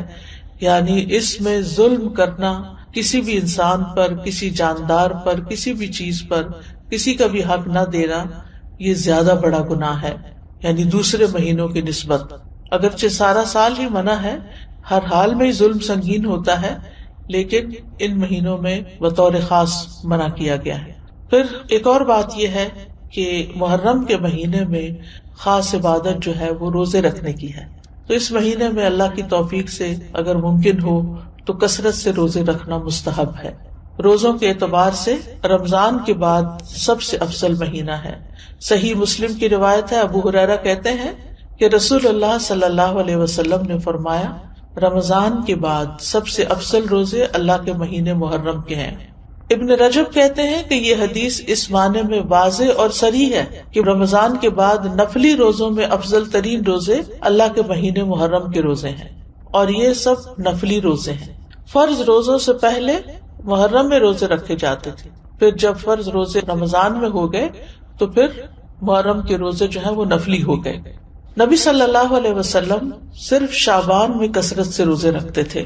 عائشہ رضی اللہ تعالی عنہا روایت کرتی ہیں کہ نبی صلی اللہ علیہ وسلم شعبان کے مہینے سے زیادہ کسی اور مہینے میں نفلی روزے نہیں رکھتے تھے. مطلب آپ نے محرم کا سارا مہینہ روزے نہیں رکھے یا شعبان سے زیادہ نہیں رکھے. اسی طرح صحیح بخاری کی روایت ہے، ابن عباس کہتے ہیں نبی صلی اللہ علیہ وسلم نے رمضان کے سوا کبھی پورا 1 مہینہ روزے نہیں رکھے. تو اگرچہ اس مہینے کے روزے افضل ہیں، لیکن پورا مہینہ رکھنے کی ضرورت نہیں ہے. آپ روزے رکھتے حتیٰ کہ کہنے والا کہتا واللہ آپ کبھی افطار نہیں کریں گے، یعنی مسلسل رکھتے چلے جاتے تھے. اور افطار کرتے یعنی چھوڑ دیتے روزے رکھنا حتیٰ کہ کہنے والا کہتا اللہ کی قسم آپ کبھی روزے نہیں رکھیں گے. تو اس میں آپ کا جو پیٹرن تھا تسلسل کے ساتھ روزے رکھنے کا، وہ ہمیشہ کے لیے نہیں ہوتا تھا. اور یہ کیوں نہیں کیا آپ نے؟ اس لیے نہیں کہ آپ کے اندر طاقت نہیں تھی، اس لیے کہ امت کے لیے مشکل نہ ہو. کیونکہ امت میں بہت سارے لوگ ایسے ہوتے ہیں جو نبی صلی اللہ علیہ وسلم کی ہر بات کو کاپی کرنا چاہتے ہیں، ہر سنت کی پیروی کرنا چاہتے ہیں، تو پھر یہ چیز مشکل ہو جاتی. اب سوال یہ پیدا ہوتا ہے کہ نبی صلی اللہ علیہ وسلم محرم کی بجائے شعبان میں کثرت سے روزے کیوں رکھتے تھے؟ علماء کو اس مسئلے میں اشکال ہوا ہے کہ اگر محرم زیادہ افضل ہے تو آپ شعبان میں کیوں زیادہ روزے رکھتے؟ کہ آپ نے صراحت کے ساتھ یہ فرمایا کہ ماہ محرم کے روزے جو ہیں وہ افضل ہیں، تو اس میں بعض علماء یہ کہتے ہیں کہ شاید آپ کو محرم کی فضیلت کا علم زندگی کے آخری ایام میں ہوا، یعنی شروع سے نہیں یہ بات بتائی گئی.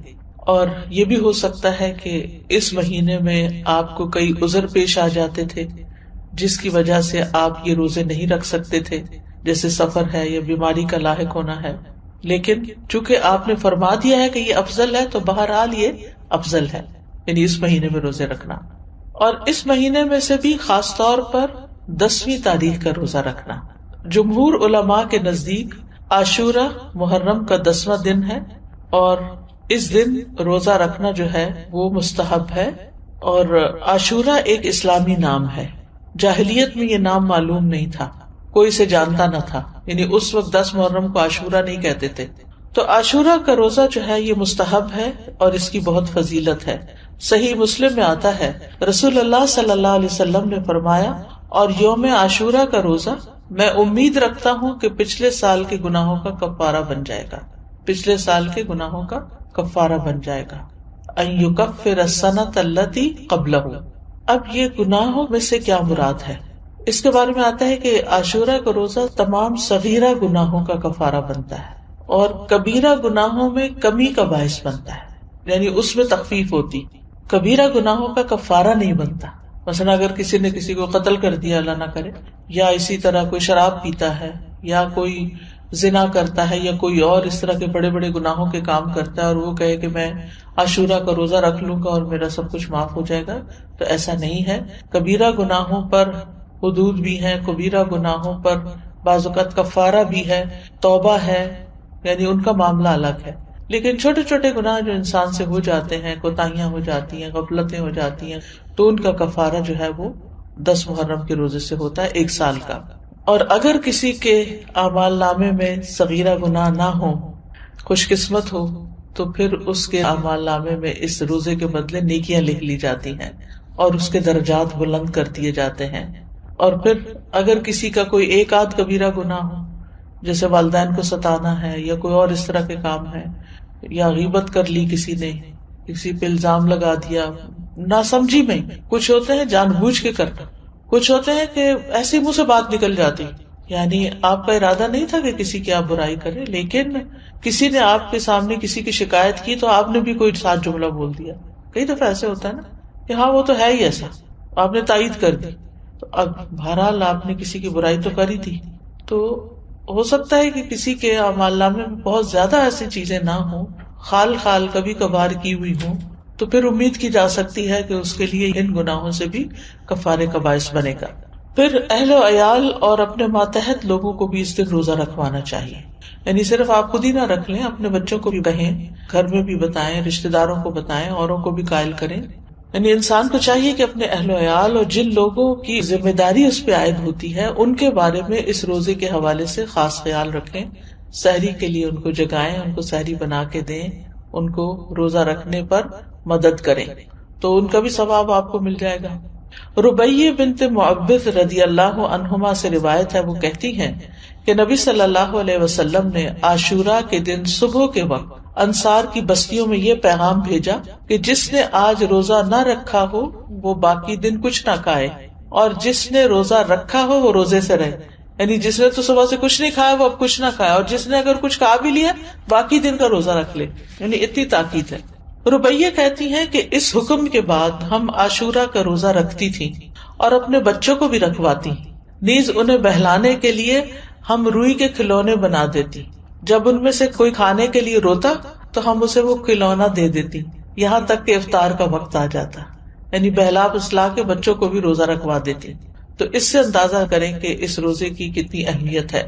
پھر اسی طرح اہل کتاب بھی یہ روزہ رکھا کرتے تھے، یعنی جو مدینہ میں یہودی تھے وہ بھی یہ روزہ رکھتے تھے.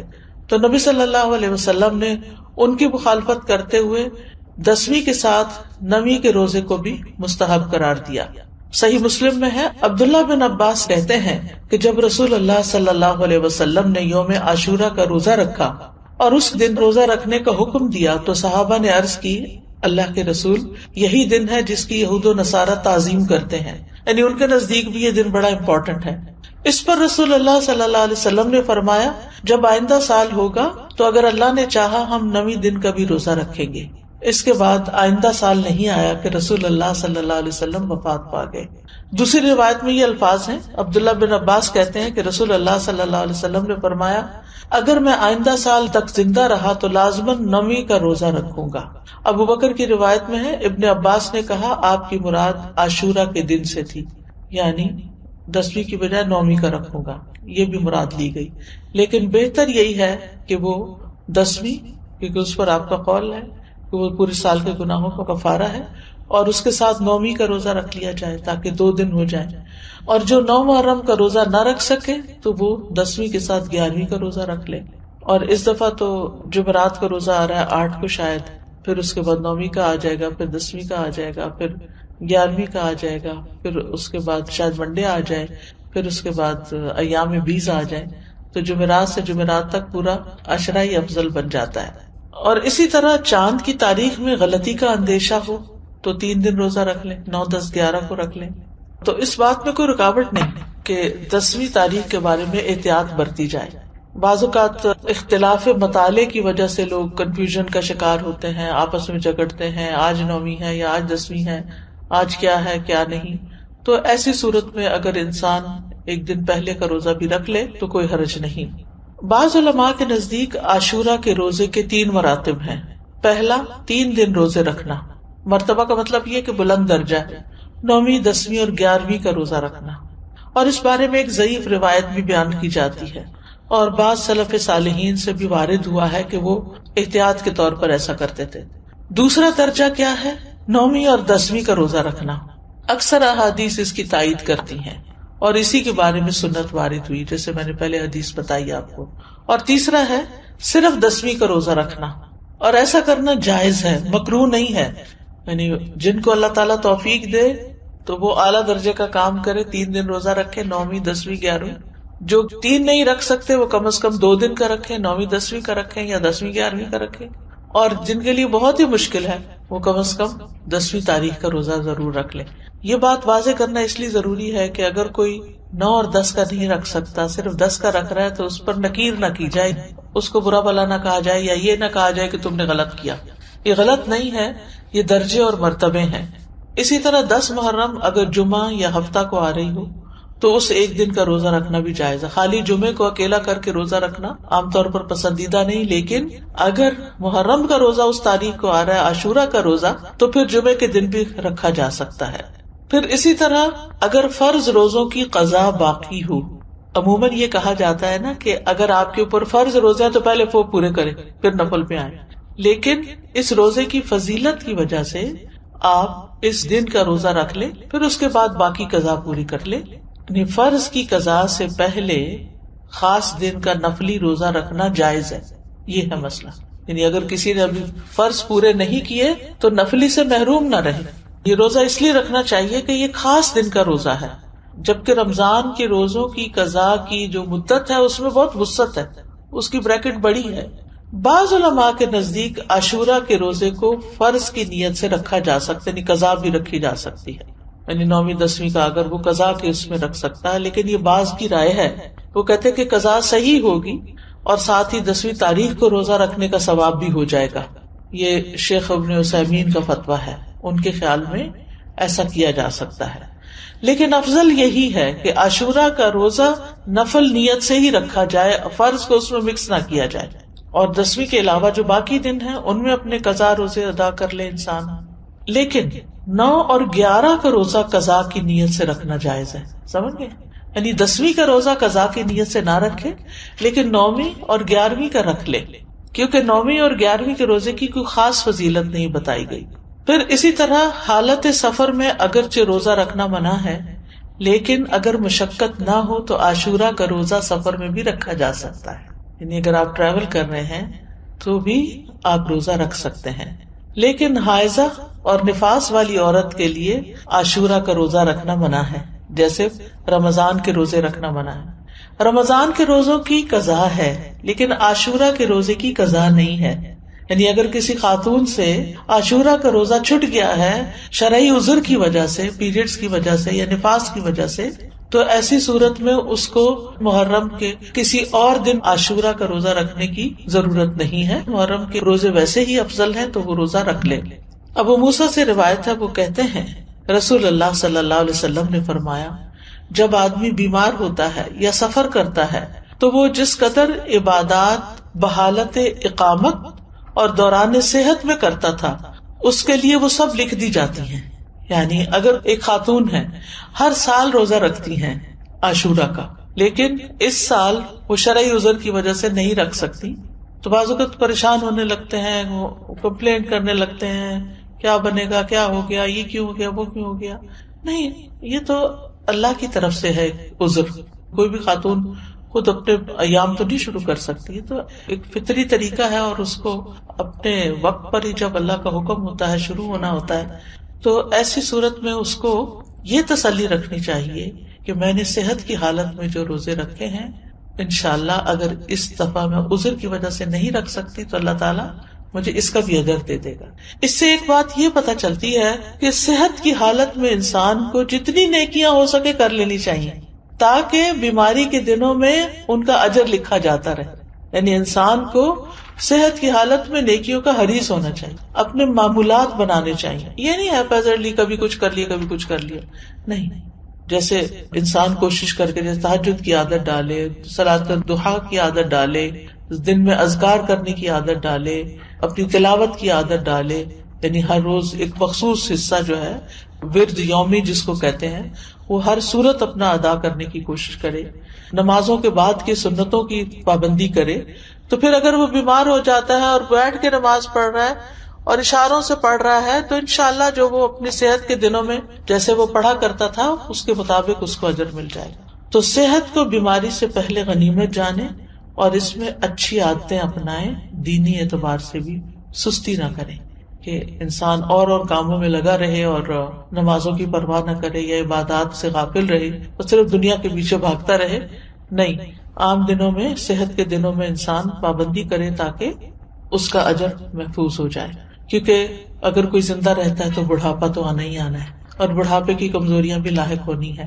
یہ الگ بات ہے کہ کچھ لوگوں کو اللہ سبحانہ وتعالیٰ ایسی توفیق دیتا ہے کہ وہ بڑھاپے میں بھی اپنی عبادت جاری رکھتے ہیں، بلکہ وہ جوانی سے بھی زیادہ اس میں عبادت کرتے ہیں کہ اب فرصت ہو گئی، فراغت ہو گئی، اور یہ اللہ ہی کی توفیق سے ہوتا ہے. تو عام دنوں میں جو کی جانے والی عبادت ہے اس کو انسان شوق سے کرے، تو پابندی کے ساتھ کرے، چھوٹی چھوٹی باتوں پر ان چیزوں کو چھوڑ نہ دے. عاشورہ کا روزہ پہلے فرض تھا، بعد میں اس کی فرضیت منسوخ ہو گئی تھی، مستحب ہو گیا تھا. حضرت عائشہ کہتی ہیں کہ رمضان کے روزے فرض کیے جانے سے پہلے رسول اللہ صلی اللہ علیہ وسلم عاشورہ کے روزے کا حکم دیا کرتے تھے. اس کے بعد جب رمضان کا مہینہ فرض کر دیا گیا تو جو چاہتا عاشورہ کے دن روزہ رکھ لیتا اور جو چاہتا نہ رکھتا. نبی صلی اللہ علیہ وسلم نے اس دن کو روزہ رکھنے کو پسند کیا، اسی لیے اس کو مستحب کہا جاتا ہے، پسندیدہ کہا جاتا ہے. معاویہ بن ابی سفیان کہتے ہیں میں نے رسول اللہ صلی اللہ علیہ وسلم سے اس دن کے بارے میں سنا، آپ فرما رہے تھے یہ عاشورہ کا دن ہے، اللہ نے تم پر اس کا روزہ فرض نہیں کیا، میں روزے سے ہوں، تم میں سے جو اس کا روزہ رکھنا پسند کرے وہ روزہ رکھے اور جو روزہ نہ رکھنا چاہے وہ نہ رکھے. یعنی نفلی روزہ ہے، اس لیے اگر کوئی نہیں رکھنا چاہتا تو میں اس کو پابند نہیں کرتا. تو فرض فرض ہے اور نفل نفل ہے، لیکن آپ جانتے ہیں کہ نوافل کے ادا کرنے سے بھی انسان اللہ کی محبت پاتا ہے. پھر ایک اور روایت کے مطابق آپ نے اس دن روزہ رکھنے کے بارے میں لوگوں کو اختیار دیا تھا. صحیح مسلم میں ہے، عبداللہ ابن عمر رضی اللہ عنہ سے روایت ہے کہ اہل جاہلیت عاشورہ کے دن کا روزہ رکھتے تھے اور رسول اللہ صلی اللہ علیہ وسلم اور مسلمانوں نے بھی رمضان کی فرضیت سے پہلے اس کا روزہ رکھا. اس کے بعد رمضان فرض کر دیا گیا تو رسول اللہ صلی اللہ علیہ وسلم نے فرمایا عاشورہ بھی اللہ کے دنوں میں سے ایک دن ہے، جو چاہے اس کا روزہ رکھ لے اور جو چاہے چھوڑ دے. لیکن یہ یاد رکھیے کہ عرفہ کا روزہ عاشورہ کے روزے سے افضل ہے. ابھی پچھلے مہینے جو عرفہ کا روزہ رکھا گیا تھا 9 تاریخ کا روزہ، وہ 2 سال کے گناہوں کا کفارہ ہے، جبکہ محرم کا روزہ جو ہے وہ 1 سال کے گناہوں کا کفارہ ہے.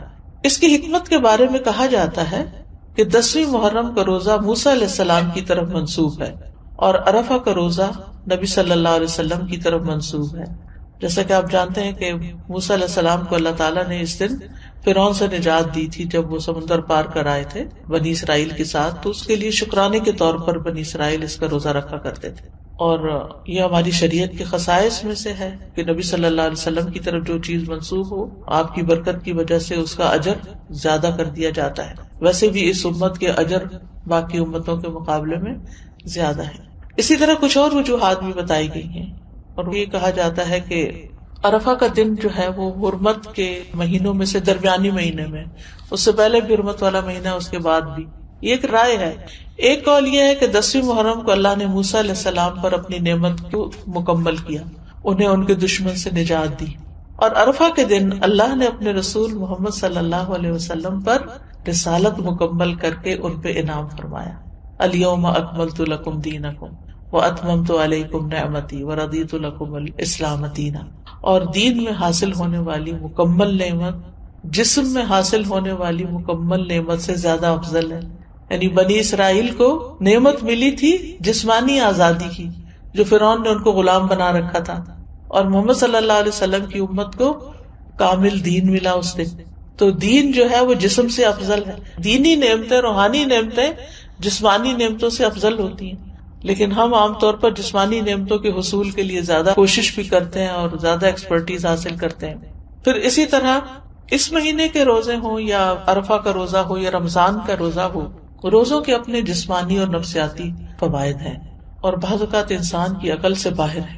کوشش ہمیں یہی کرنی چاہیے کہ کوئی مہینہ ایسا نہ گزرے کہ جس میں ہم کم از کم ایک روزہ نہ رکھیں یا 3 دن کے روزے نہ رکھیں، کیونکہ ہر مہینے میں 3 دن کے روزے جو ہیں وہ سینے کا وحر دور کرتے ہیں. عمرو بن شرحبیل سے سنن نسائی کی روایت ہے، نبی صلی اللہ علیہ وسلم سے کہا گیا کہ ایک آدمی ہمیشہ روزے رکھتا ہے. آپ نے فرمایا کاش وہ کبھی کھانا نہ کھاتا اور مر جاتا. یعنی پسند نہیں کیا نا آپ نے اس بات. لوگوں نے عرض کیا 2/3 دنوں کے روزے کیسے ہیں؟ 2/3 یعنی ایک مہینے کا 2/3. آپ نے فرمایا یہ بھی بہت زیادہ ہے. انہوں نے کہا نصف دنوں کے. آپ نے فرمایا یہ بھی زیادہ ہے. 2/3 نے 20 دن روزے، اور 1/3 10 دن کے روزے. پھر فرمایا میں تمہیں وہ روزے نہ بتاؤں جو سینے کا کینہ دل کے مفاسد دور کرنے کے لیے کافی ہیں. ہر ماہ میں 3 دن کے روزے. تو ہر ماہ میں 3 دن کے روزے ایام 20 کے روزے ہو سکتے ہیں، یا آپ سوموار جمعرات میں سے کوئی ہر ہفتے ایک کر کے، ویسے تو 4 ہفتے بنتے ہیں لیکن 3 ہفتے لے لیجئے اور ایک روزہ ان دنوں میں سے کسی دن رکھ لیجئے. ہر مہینے کے 3 روزوں کا جو اجر ہے وہ بہت زیادہ ہے. زمانے بھر کے روزوں کا اجر لکھا جاتا ہے. یعنی ایک روزہ 10 کے برابر ہے. 10 دن یعنی مہینے میں 3 عشرے ہوتے ہیں نا، تو آپ نے 3 روزے رکھے تو وہ 3 عشروں کے برابر ہو گئے. تو سارا سال آپ ایسا کر رہے ہیں تو گویا آپ پوری زندگی روزے سے ہی ہیں.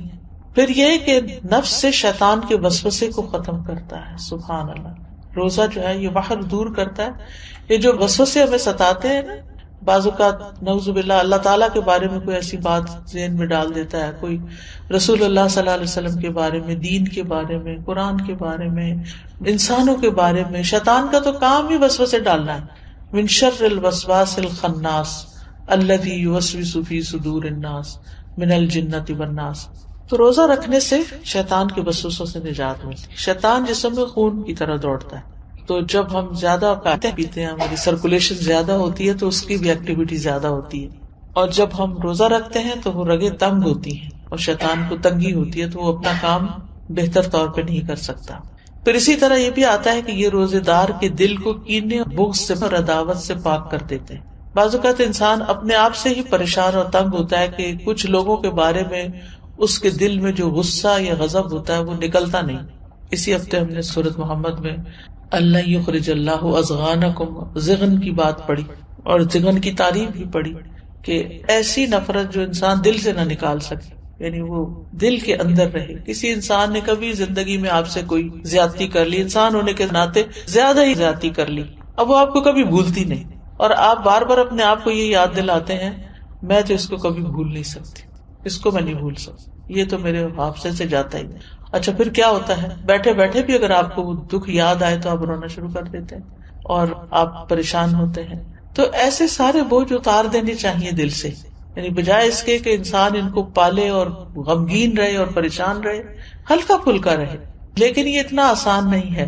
اس میں ایک تو یہ ہے کہ انسان اپنے آپ کو پازیٹیو اسٹروکس دے کہ میں نے معاف کر دیا، میں معاف کر دوں گی، میں اپنے دل سے نکال دوں گی، مجھے اس سے کچھ لینا دینا نہیں، مجھے اس کا بدلہ نہیں لینا، میں اس کو معاف کر رہی ہوں، اللہ مجھے معاف کر دے، میں اپنے دل سے نکال رہی ہوں. یعنی باقاعدہ پھر وہ امیج بنتے ہیں کہ نکال دیا نکال دیا نکال دیا. اور اس میں روزے آپ کو مدد دیں گے کہ آپ ان مصیبتوں سے باہر نکلیں.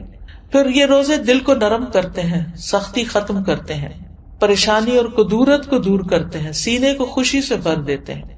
یعنی انسان کے